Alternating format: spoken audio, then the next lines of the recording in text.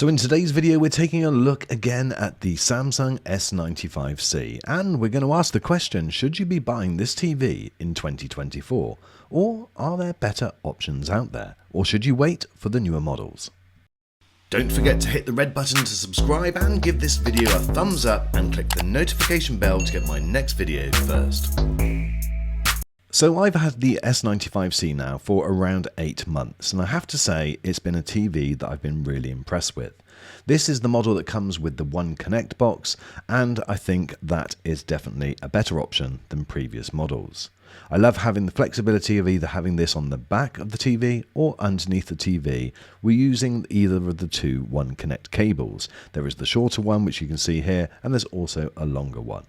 So one of the things that really impressed right out of the box was the HDR peak brightness. I was getting a reading of over 1300, and although that hasn't really changed too much in the time that I've had it, I still notice that brightness every single day when I compare it to my LG C2. Not so much when I'm comparing it against the LG G3, but that is obviously expected. Now 2024 is going to be a really big year for TVs, not only because of the newer models coming out, but there's events going on this year. There's the Olympics, there's the European Championships, and a whole host of other major sporting events. So many people will now be considering, should they buy a new TV? Well, at this time of the year, these TVs from last year are at their best price. And so therefore you've really got to start asking yourself, do I take advantage of the good deals now, or do I wait and pay more for the newer models? And in previous years when we've done this video, we've thought to ourselves, well, it's probably worth taking the punt now and getting last year's top TVs. The S95C comes with the Tizen software, and I do have to say I'm not the greatest fan. This year it did seem to be loaded and loaded with more and more adverts and just more things that you never do. You scroll down so much. However, the things that really impressed me were the settings, the different picture modes, the picture quality out of the box, and also the way that you can just change the settings on this TV to get the best possible picture. There were a few gripes, and I'll leave a link to my full review where I'll go over those. But all being said, this is an incredible TV. So will the new models this year be as good? And another consideration for you is last year's S90C was arguably the better value TV because it delivered so much of what this TV delivers at a much more affordable price. Now, this TV was really pitched at people that want to do everything, but for gaming it did take it to another level. There were reports of this TV having blackouts via the One Connect box via gaming. Now, I never experienced any of those with my model, and I guess I've just been lucky. So if you have had issues with it, then that I think is just unfortunate. But what I did get was just the most incredible picture quality that every time I looked at this TV, I'm just in awe of the quality of the image. Now, that hasn't changed. So 8 or 9 months on, that is still exactly the same. And so therefore, I really do think that you're not going to get that much more improvements out of the newer models this year. Plus, you're going to be spending an awful lot more. Now that CES has finished, we now know what the new models are going to be producing. We don't have any side-by-side comparisons just yet, but we can get a lot of the information from what people have seen. So from what I've read, there's two main things that I'm really interested in checking out when the new model gets delivered. One of those being the AI picture settings so that you can set it to a custom picture, and there's also AI motion enhancer, which could be brilliant. There's also a new anti-reflective glare. In fact, it's now a matte TV, which gives you less reflections. However, the reflection handling on the S95C is not that bad for an OLED TV, and considering it's glossy. I've chosen this scene because this is as dark as it gets, and you can see the window behind, but it's not that off-putting. But believe me, in most settings with most bright images, you just do not notice it at all, and it's definitely a far better picture than on the LG C2. So although no pricing has been released as yet for the newer models, it's likely to be that the newer models are around double what the current models are. So therefore you'll be able to pick up this, which is the 55-inch version, for around $1,300 to $1,400 at the moment, and the new ones are likely to be around £2,700, $2,700. So that gives you an indication of where the prices will be. Now, there's no guarantee on that, and I'm sure very quickly those prices will start to come down. But if you want to be an earlier adopter of the new model, well then you're going to have to pay through the wallet.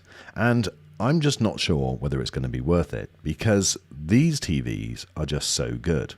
In fact, now if I was in the market for a new TV, I would be looking to see what the price difference is between the S90C and the S95C, and if it's considerable, then definitely go for the S90C. I really don't think you'll be disappointed, because you're getting pretty much most of what the S95C has. If those prices are pretty close, well then edge towards the S95C, because ultimately it is the better TV.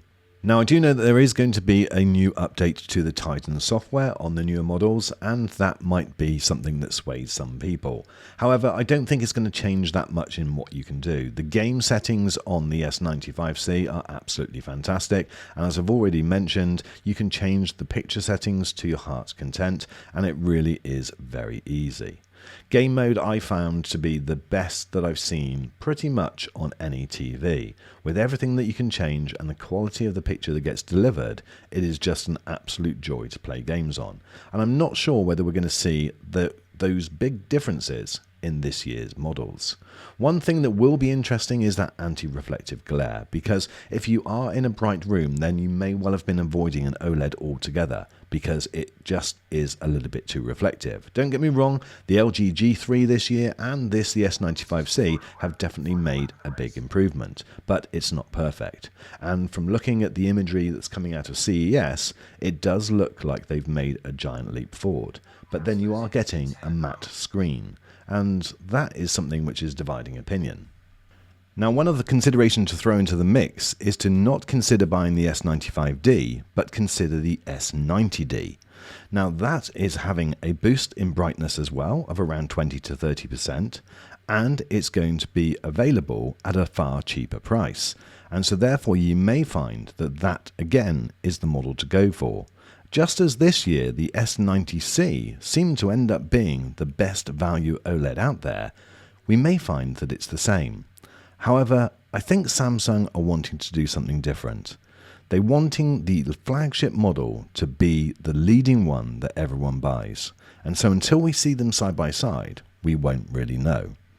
But if you are considering the S95C or the S90C, then what you're going to get is an incredible picture quality with amazing viewing angles, colors that just look absolutely fantastic.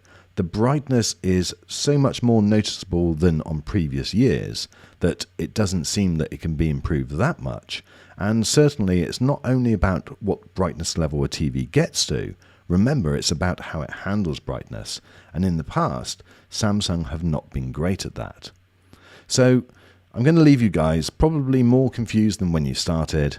But I would say that if you're in the market for a TV early in 2024, then really think about taking advantage of the lower prices and consider last year's models. Or wait until maybe 6 months down the line of the newer models, because then they'll be at a cheaper price. But I wouldn't advise that many people rushing out and buying the brand new models as soon as they're released. You may end up with buyer's remorse. That's it for this video, guys. Let me know what you think in the comments, and I look forward to seeing you on the next video.